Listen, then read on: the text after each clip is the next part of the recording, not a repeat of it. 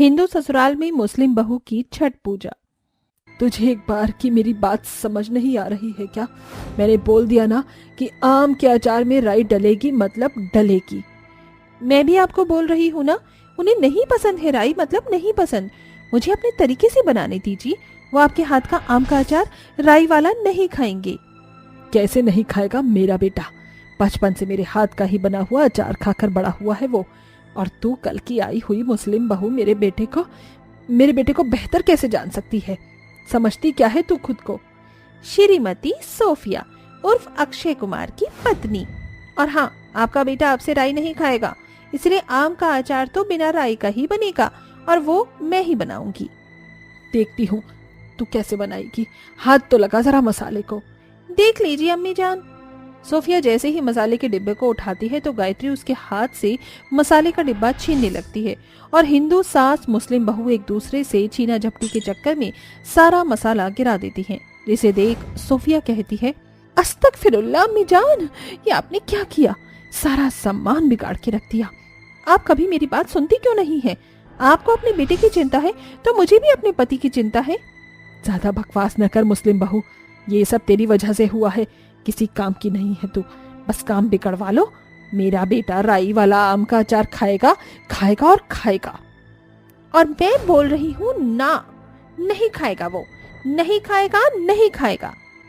उसी समय अक्षय ऑफिस से घर जल्दी आ जाता है और उन्हें लड़ता हुआ देख लेता है। माँ सोफिया, ये सब क्या हो रहा है? मेरे पीछे आप दोनों इतना लड़ते क्यों हैं?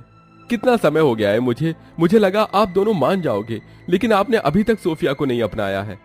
2 साल में तो इंसान पिल्ले को भी प्यार करने लगता है, लेकिन मैं तेरी पत्नी को बिल्कुल नहीं करूंगी। देख रहा है ना तू इसका चरित्र, इसके बोलने का तरीका। अम्मी जान, आप भी कम नहीं हैं। आप जैसा करेंगी वैसा ही तो मुझे भी करना पड़ेगा ना। मैं कब तक चुप रहूंगी? अरे बस करो, माफ करो। आप दोनों के बीच में बोलने का न मेरा कोई मतलब नहीं है, न मेरी इच्छा है। पता नहीं क्यों लड़ती रहती हैं आप दोनों। मैं तो वैसे ही तंग हूँ, कभी इधर पिसूं कभी उधर पिसूं। किस बात पर लड़ रहे हो आप दोनों इतनी देर से? देखिए, मैं अम्मी जान को कब से कह रही हूँ कि आप आम के अचार में राई नहीं खा सकते। आपको डॉक्टर ने कल ही मना किया और ये बार बार ऐसे ही बोल रही हैं। क्यों नहीं खा सकता मेरा बेटा? अक्षय, तुझे तो बहुत पसंद है ना आम के अचार में राई, फिर डॉक्टर ने तुझे क्यों मना कर दिया? और ये बात ये मुझे भी तो बता सकती है, बस लड़ रही है जब से। अम्मी जान, अगर आप मुझे कहने का मौका देती तभी तो मैं आपसे कुछ कहती। इन्हें एलर्जी हो गई है, कल बाहर का खाया था तब से ही मना कर दिया है डॉक्टर ने। और रही बात आम के अचार बनाने की, तो आप ही बना लीजिए पर बिना राई के। ठीक है। इतनी देर की बहसबाजी के बाद दोनों सास बहू अपने अपने कमरे में चली जाती हैं। सोफिया, बहुत समय हो गया है। अगर माँ चुप नहीं होती है तो तुम ही चुप हो जाया करो। 1 नहीं 2 नहीं 4 5 बार तुम जब जवाब नहीं दोगी तो वो खुद भी कहना छोड़ देंगे। तुम शांत रहो बस। ठीक है जी। दरअसल 2 साल पहले अक्षय मुस्लिम सोफिया से शादी कर बिना अपनी माँ की मर्जी के घर में आ गया था, जो कि गायत्री को बिल्कुल पसंद नहीं आया। मजबूरन गायत्री को उसे अपने घर में पनाह देनी पड़ी। सोफिया के मुस्लिम लिबास, उसका खान पान, उसका नमाज पढ़ना बिल्कुल उसे पसंद नहीं था, लेकिन सोफिया सब कुछ करती थी और घर को भी अच्छे से संभाल देती थी। इसीलिए ये सास बहू की नोकझोंक तो हमेशा ही चलती रही है तब से। शाम को गायत्री अपने कमरे में बैठे हुए अखरोट तोड़कर खा रही थी। ये मुस्लिम बहू अपने आप को ज्यादा बनती है, इसको तो मैं बताऊंगी क्या करूं। पर इसके साथ खाना बनाने को देती हूँ तो बढ़िया सा बनाती है, काम में नुक्स निकालूं तो फटाफट कर देती है, कहने सुनने का मौका भी तो नहीं देती। अरे हाँ, छठ पूजा आ रही है। ये त्योहार ये मुस्लिम बहू तो मनाने से रही, और जैसे ही ये मना करेगी मेरा बेटा इससे लड़ पड़ेगा, जिससे दोनों के बीच लड़ाई हो जाएगी। अभी जाती हूँ दोनों के सामने बात करने। बड़ी चालाकी के साथ गायत्री अपनी बहू बेटे के कमरे में पहुंच जाती है। अरे बहू बेटा, मैं तुमसे कुछ बात करने आई थी। कोई तकलीफ तो नहीं है तुम्हें? मैं ऐसे ही आ गई। नहीं माँ, बोलिए क्या बात है? तुम तो जानते हो हमेशा दिवाली के बाद छठ पूजा आती है। बस 3-4 दिन बाद छठ पूजा है, तो वही कहने के लिए आई थी। बहू से कि बहू व्रत रख ले, पर मुझे नहीं लगता बहू इतनी देर भूखी रह पाएगी। बहुत मुश्किल होता है ना पानी में रहकर व्रत पूरा करना, और 4 दिन नियम से करने पड़ते हैं। अब ये करेगी मना और मैं बनाऊंगी इसको विलेन। नहीं नहीं अम्मी जान, मैं छठ पूजा का व्रत जरूर पूरा करना चाहूंगी, चाहे इसमें कितना भी कष्ट क्यों ना उठाना पड़े। अक्षय, मैं दिल से आपके लिए करना चाहती हूँ। क्या सच में? मुझे तो यकीन ही नहीं था। अब कर लीजिए, क्योंकि मैं सब कुछ बहुत अच्छे से करूंगी। ये तो मान गई, कोई बात नहीं, इसको दूसरे तरीके से मुझे परेशान करना आता है। ठीक है, फिर कल जल्दी से उठकर घर की साफ सफाई धुलाई कर देना, उसके बाद नहाना खाना है। पर अम्मी जान, अभी तो मैंने दिवाली की सफाई करी थी, अब दोबारा सफाई की क्या जरूरत है? देख ले बेटा, तुझे जितना बोल रही हूँ ना, मुस्लिम बहू उतना काम कर ले। छठ पूजा के कुछ रीति रिवाज होते हैं। ठीक है अम्मी जान, मैं कर लूंगी। ये कहकर गायत्री चली जाती है। इसके बाद सोफिया छठ पूजा का सारा जरूरी सामान खरीद कर घर ले आती है। अगले दिन सोफिया जल्दी उठकर घर की सफाई में लग जाती है, जिसे करते करते उसे 4 घंटे बीत जाते हैं। वो जैसे ही बैठती है तो गायत्री कपड़े पटक देती है। ले, इतने सारे गंदे कपड़े थे, दिवाली की वजह से चिपचिपे भी हो गए हैं। तकिया चद्दर वद्दर सब अच्छे से धो ले। जी अम्मी जान। जानती हूँ अम्मी जान, आप मुझे परेशान करने की फिराक में हैं। दोनों एक दूसरे की आंखों में देखती हैं, फिर अपने अपने काम में लग जाती हैं। गायत्री नहाए खाए की रस्म करवाती है, लौकी की सब्जी, चने की दाल, सादा नमक से बना प्रसाद बनवाती है। फिर अगले दिन खरने की विधि पूरी करती है, जिससे मुस्लिम बहू का व्रत शुरू होता है। ए बेलुड़ी, प्रसाद, ठेकुआ, खीर बना लिया तूने? जी अम्मी जान, मैंने प्रसाद भी तैयार कर लिया। बहू के व्रत रखने पर गायत्री उस पर 24 घंटे नजर रखती है। और अगली शाम, अम्मी जान चले अब घाट पर सूर्य को अर्घ देने। आप फल की टोकरी पकड़ लीजिए, मैं ऊपर से चुन्नी ओढ़ कर आती हूँ। इसने तो कल से लेकर अभी तक कुछ भी नहीं खाया, मुझे लगा खाना खा लेगी। यही ठीक समय है, गिरा देती हूँ इसे। चलो, कुछ तो याद है तुझे, पर घाट पर तू अपने हिजाब में और चुन्नी में दोनों तरीके से चमकेगी। हाँ अम्मी जान। सोफिया शगुन की ओढ़नी लेने जाती है। इतने में चालाक सास सीढ़ी पर तेल गिरा देती है। कुछ देर बाद जैसे ही सोफिया आती है तो उसका पैर स्लिप हो जाता है, पर अक्षय उसे संभाल लेता है। अक्षय, मेरा पैर मुड़ गया, दर्द हो रहा है। ध्यान से चलो ना, बचाने के बाद भी पैर में लग गई। अब तुम कहीं मत जाओ। मुझे पता था ये मुस्लिम बहू छठ पूजा का व्रत नहीं कर पाएगी ठीक से। नहीं नहीं अम्मी जान, अक्षय मैं जरूर करूंगी, बस आप मेरे साथ चलिए, मैं टोकरी लेकर छठ पूजा घाट पर चलूंगी। फिर सोफिया धीरे धीरे अपने पति और सास के साथ छठ पूजा घाट पर पहुंचती है और डूबते हुए सूरज को तालाब में खड़ी होकर अर्घ देती है। हे छठी मैया, मुझसे जाने अनजाने में कोई भूल चूक हुई हो तो मुझे माफ कर दीजिएगा। शीतली बेरैया शीतल तुझे पनिया, कब देव देवता तू आके दे दरसनिया। जोड़े जोड़े फलवा आदित्य देव, घटवा पे तीवरी चढ़ा ले हो, जय हो छठी मैया। सूर्य को अर्घ देने के बाद तीनों घर वापस आ जाते हैं और गन्ने के फल के पास दिया रखकर पूजा करते हैं और अगली सुबह अंधेरे में ही छत पर पहुंच जाते हैं। फिर उगते हुए सूरज को मुस्लिम बहू बड़े आदर के साथ दूध से अर्घ देती है। हे छठी मैया, यदि मुझसे जाने अनजाने में कोई भूल चूक हुई हो तो माफ करना, बस मैं यही चाहती हूँ कि माँ जी मुझे अपना ले। ये बात सुनकर गायत्री का दिल भर आता है। बहू बहू मुझे माफ कर दे, मैंने तुझे गिराने के लिए सीढ़ी पर तेल डाल दिया था, इसके बावजूद भी तूने बहुत विधि के साथ छठ पूजा का व्रत किया, यहाँ तक कि मैंने शक किया। मुझे लगा तू अच्छे से नहीं करेगी, पर तूने मेरा दिल जीत लिया। मुझे माफ कर दे बहू, मैं अपनी गलतियों पर बहुत शर्मिंदा हूँ। देखिए अक्षय जी, अम्मी जान, छठी मैया ने मेरी मन्नत कबूल कर ली, अम्मी जान ने मुझे स्वीकार कर लिया।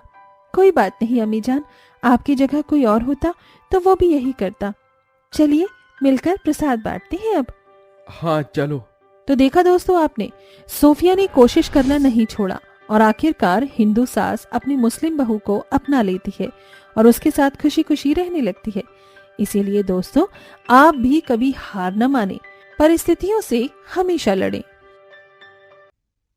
आओ बहू, घर में आओ, इसे अपना ही घर समझो, आज से तुम इस घर की बहुरानी हो। हाँ माँ जी, अब तो यही हमारा घर है। कितना बड़ा घर छोड़कर मैं इस मिडिल क्लास फैमिली में आई हूँ। सुमन जब अपनी मॉडर्न बहू का ऐसा जवाब सुनती है तो उसे बहुत अजीब लगता है, लेकिन वह उससे कुछ नहीं कहती। जाओ रेखा, अपनी देवरानी को उसका कमरा दिखाओ, उसे कमरे में ले जाओ। सुमन के कहने पर रेखा मॉडर्न बहू को उसके कमरे में ले जाती है। देवरानी जी, यही है तुम्हारा कमरा, अब थोड़ी देर पैर पसार कर आराम कर लो। रेखा ऐसा कहकर चली जाती है। वहीं पारुल को अपनी गंवार जेठानी जरा भी पसंद नहीं आती। पता नहीं कहाँ मेरे माता पिता ने मेरी शादी करवा दी, एक तो मेरी सास और ऊपर से ये गंवार जेठानी, इन लोगों के बीच में कैसे रहूंगी। जहां पारुल पढ़ी लिखी, समझदार और मॉडर्न ख्यालों वाली थी, तो वहीं रेखा पुरानी रस्मों को लेकर चलने वाली थी। वह आज के तौर तरीकों से थोड़ा पीछे थी, जिसके चलते वह कई सारे उल्टे सीधे काम कर देती थी और उसी के चलते उसकी सास सुमन उसे कई बातें सुना दिया करती थी। कितनी बार बोला है बहू तुम्हें मैंने कि काम ध्यान से किया करो, लेकिन तुम हो कि तुम्हें तो अभी आज के जमाने के तौर तरीके सीखने में भी बहुत समय लगेगा। ऐसा और कब तक चलता रहेगा। माफ कर दीजिए माँ जी, हम बहुत जल्द सीख जाएंगे, बस हमें सिखाने वाला कोई होना चाहिए। अब और कितना सिखाऊं, मुझे तो समझ ही नहीं आ रहा। वैसे मुझे तुम दोनों से एक बात कहनी है। सुनो रेखा और पारुल, छठ पूजा आने वाली है। छठ पूजा आने में केवल 1 हफ्ता ही रह गया है। मैं चाहती हूँ कि तुम दोनों छठ पूजा करो। क्या कहा? छठ पूजा? ओ माय गॉड, ये क्या फालतू का ड्रामा है माँ जी? आपको और कुछ नहीं मिला? बहू, ये तुम क्या कह रही हो? हमारे घर की सभी औरतें छठ पूजा जरूर करती हैं और तुम्हें भी करनी होगी। इसमें तुम्हारी मॉडलिंग नहीं चलेगी। मैं छठ पूजा करने के लिए तैयार हूँ। मुझे तो बहुत पसंद है पूजा पाठ करना। आप मुझे बताइए क्या करना है और कैसे करना है। जब इतना ही जरूरी है तो बताइए क्या क्या करना है।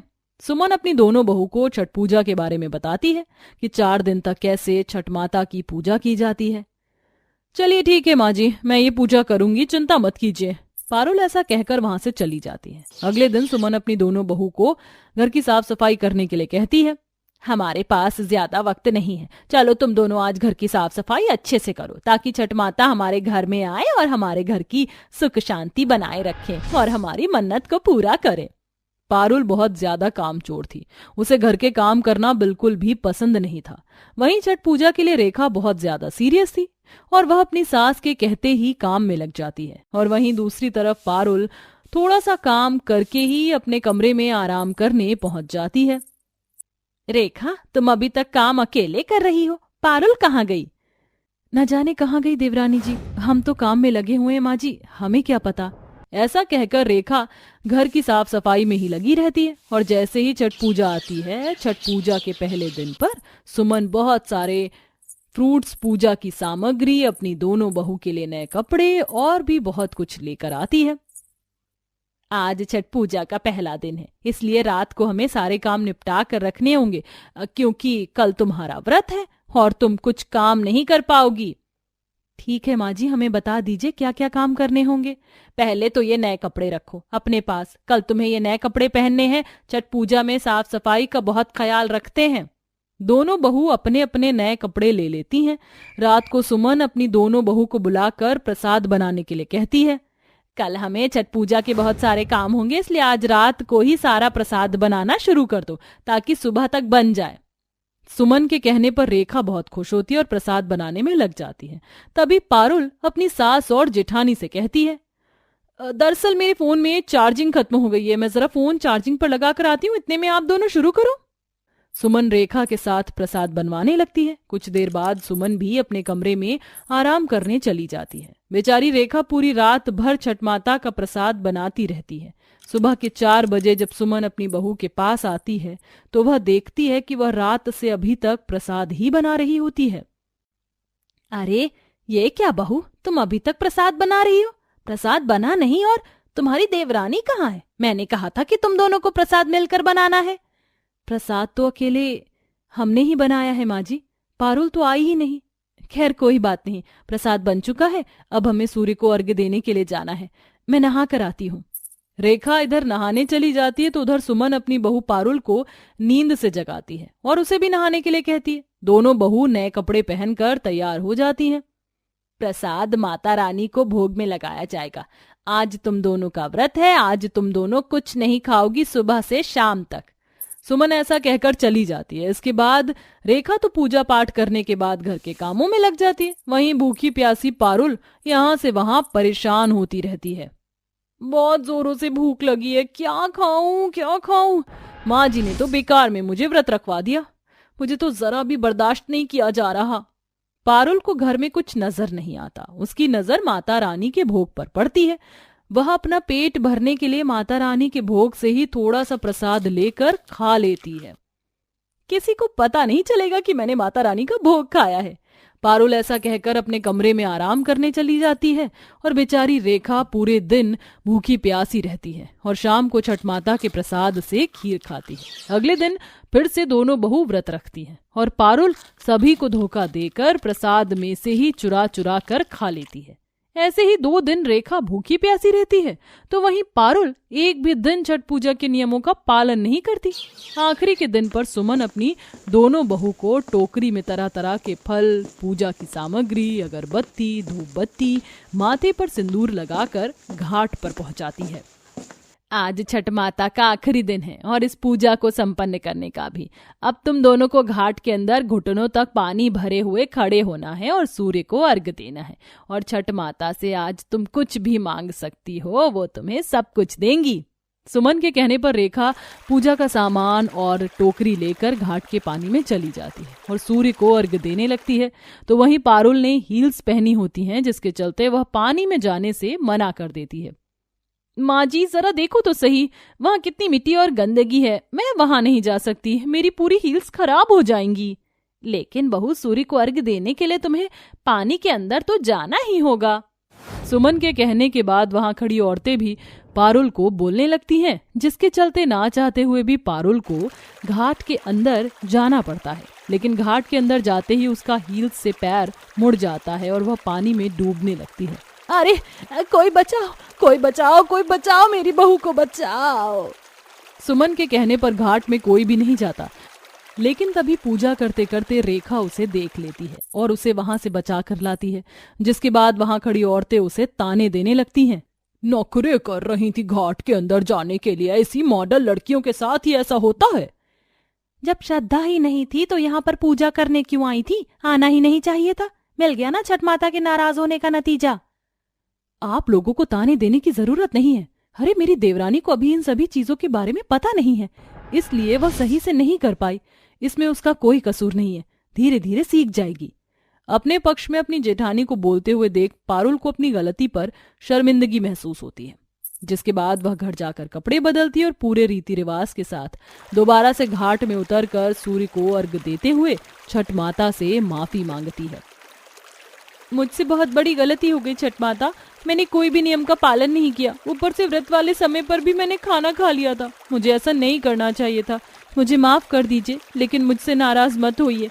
अगली बार मैं पूरे नियमों का पालन करके आपकी पूजा बहुत अच्छे से करूंगी और किसी भी चीज में कमी नहीं छोड़ूंगी। पारुल ऐसा कहकर अपनी पूजा संपन्न करती है। जिसके बाद अगले साल फिर से वह पूरे नियमों के साथ छठ माता की पूजा करती है और इसी तरह अब वह अपनी गंवार जेठानी से संस्कार सीखकर घर में खुशी खुशी रहने लगती है और अपनी गंवार जेठानी को आजकल के तौर तरीके सिखाती है।